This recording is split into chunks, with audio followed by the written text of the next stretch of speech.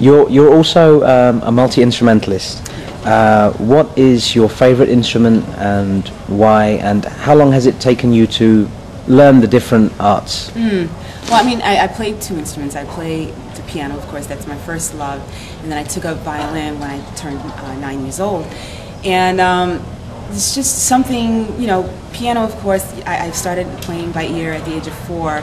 And I've watched my mother do that, and that's really where I came to, you know, learning gospel music on the piano and becoming a singer at that time. And just being able to come up with chords and invent different chord progressions on the piano, that's what I love about playing keys, and just being able to express myself.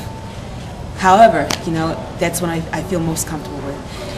Classically, I was trained on the violin, and I enjoyed playing classical music. I played in huge orchestras, and I enjoyed every minute of it.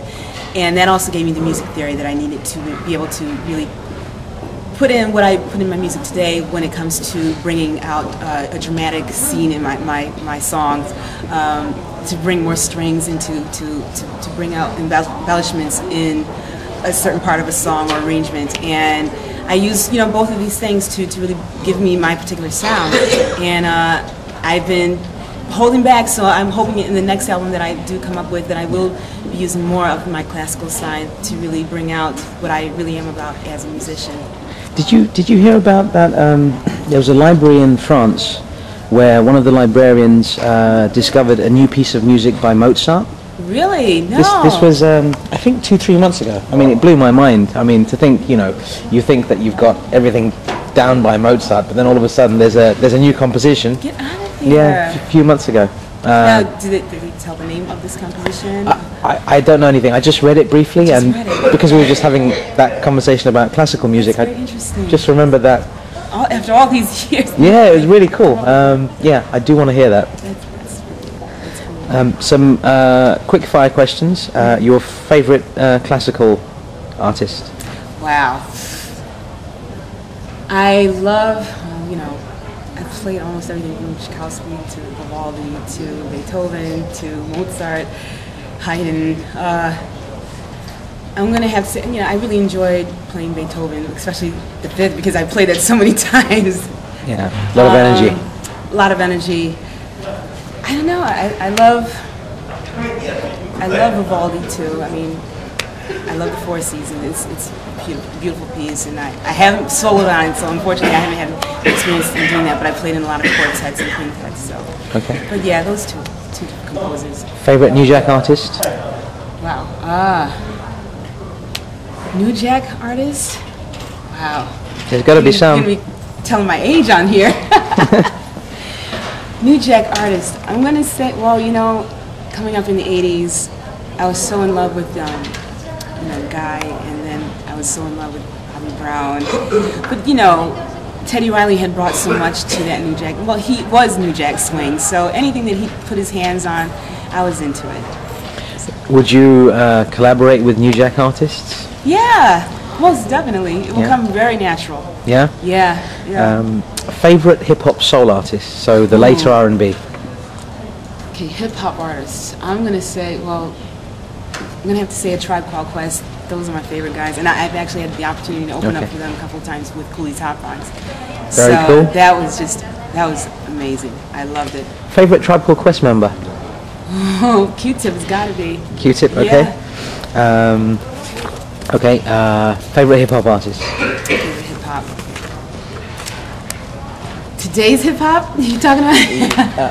I don't. It's really hard. I don't generally talk about today's hip-hop. Okay, that's good. I'm a bit quiet on that side. I don't know why.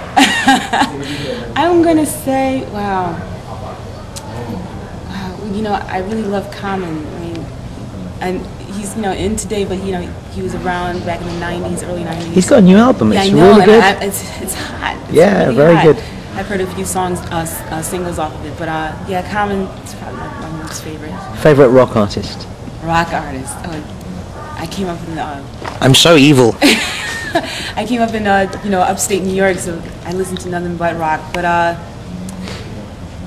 favorite, wow. I mean, I loved Queen. Yeah. I loved Queen. And then I love Steely Dan. I mean, I don't know if that's too old to That's say. not fine. Yeah. It's fine. It's fine. It is Yeah. your personal music preferences. It could span from any time. Yeah, well, you know, Jimi Hendrix, you know, anything that came in the late 70s, early 80s, that's what I was really into. But then, you know, I love Hall & Oates. I mean, I can go down the list. There's quite a few, but those are probably the most that I've listened to. Favorite pop artist? Favorite pop artist? Wow. We're really digging into Yeah, Angela's brain today.